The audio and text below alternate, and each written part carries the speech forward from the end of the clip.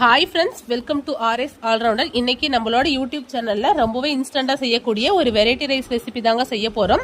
இந்த ரெசிபிக்கு நான் கேப்சிகம் ஆட் பண்ணி செய்ய போறேங்க.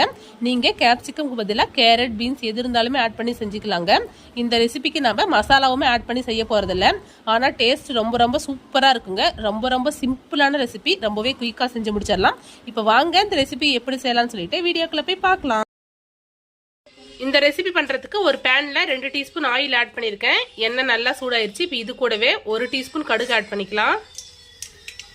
கடுகு நல்லா பொரியுது. இப்போ இது கூடவே 2 மீடியம் சைஸ் வெங்காயத்தை நீள்வாக்கில் கட் பண்ணிருக்கேன், அதை ஆட் பண்ணிக்கிறேன். 2 பச்சை மிளகாயை நீள்வாக்கில் கட் பண்ணிருக்கேன், அதையும் ஆட் பண்ணிக்கிறேன். மிளகாய் உங்களோட காரத்துக்கேற்ப ஆட் பண்ணிக்கோங்க. இது கூடவே ஒரு கொத்து கருவேப்பிலை ஆட் பண்ணியிருக்கேன். ஒரு கேப்சிகம் இது மாதிரி நீள்வாக்கில் கட் பண்ணியிருக்கேன், அதையும் ஆட் பண்ணிக்கிறேன். இது கூடவே கொஞ்சமா உளுத்தம்பருப்பு, கொஞ்சமா கடலைப்பருப்பு ஆட் பண்ணிக்கிறேன். இது மாதிரி பருப்பு ஆட் பண்ணிக்கும் போது நம்ம சாப்பாடு சாப்பிடும்போது நல்லா கொஞ்சம் டேஸ்டியா கிரன்ச்சியா இருக்கும். இப்போ அடுப்பை ஹை ஃப்ளேம்ல வச்சுக்கிட்டு ஒரு 2 நிமிஷம் நல்லா வதக்கிக்கலாம். இது கூடவே கொஞ்சமா உப்பு ஆட் பண்ணிக்கலாம். வெங்காயமும் கேப்சிகமும் அடுப்பை ஹை ஃப்ளேம்ல வச்சு நல்லா வதங்கிக்கிட்டு இருக்கு. வெங்காயம் பாருங்க நல்லா கோல்டன் ப்ரௌனா வதங்கிருச்சு. வெரைட்டி ரைஸ்லாம் செய்யும் போது வெங்காயம் இந்த அளவுக்கு நீங்க வதங்க வச்சு எடுத்துக்கோங்க, அப்பதான் டேஸ்ட் ரொம்பவே நல்லா இருக்கும். நான் 3 அப்பளத்தை பொரிச்சு எடுத்துக்கிட்டேன். அப்பளத்தை இது மாதிரி நல்லா கிரன்ச் பண்ணி எடுத்துக்கோங்க. இது மாதிரி நல்லா கிரன்ச் பண்ணி எடுத்துக்கோங்க. நான் 3 அப்பளம் எடுத்துக்கிட்டேன்.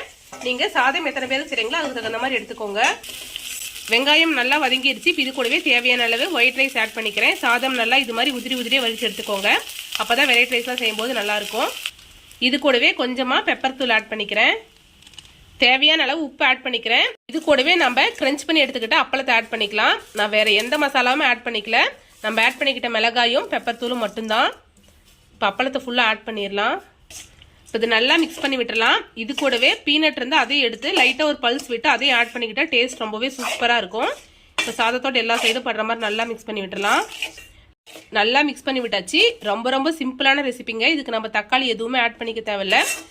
வீட்டில் இருக்கிற ஆனியன், கேப்சிகம் வந்து ஆட் பண்ணிக்கலாம். இல்லைன்னா இதுக்கு பதிலாக வேற வெஜிடபிள் இருந்தால் கூட ஆட் பண்ணிக்கலாம். இது மாதிரி அப்பளம் ஆட் பண்ணி செய்யும்போது டேஸ்ட் ரொம்பவே சூப்பராக இருக்கும். செஞ்ச உடனே நம்ம சூடாக சர்வ் பண்ணி சாப்பிடும்போது ரொம்ப சூப்பராக இருக்குங்க. ஸோ கண்டிப்பாக ட்ரை பண்ணி பாருங்க. குழந்தைங்களுக்குலாம் இது மாதிரி செஞ்சு கொடுத்தா நல்லா விரும்பி சாப்பிடுவாங்க. ஏன்னா நம்ம ஸ்பைசஸ் எதுவுமே ஆட் பண்ணிக்கல. ஸோ ட்ரை பண்ணி பார்த்துட்டு எப்படி இருக்குன்னு சொல்லிட்டு மறக்காம கமெண்ட்ல சொல்லுங்க. இது மாதிரி simple recipes and lunch box recipe videos நம்மளோட சேனல்ல ரெகுலரா அப்லோட் பண்ணுவோம். இது மாதிரி வீடியோஸ் வேணும்னா நம்மளோட ஆர்எஸ் ஆல்ரவுண்டர் சேனல் மறக்காம சப்ஸ்கிரைப் பண்ணிக்கோங்க. இந்த வீடியோ உங்களுக்கு பிடிச்சிருந்தா லைக் பண்ணுங்க, கமெண்ட் பண்ணுங்க, மறக்காம உங்களோட ஃப்ரெண்ட்ஸ்க்கு ஷேர் பண்ணிக்கோங்க. தேங்க்யூ ஃப்ரெண்ட்ஸ், தேங்க்ஸ் ஃபார் வாட்சிங்.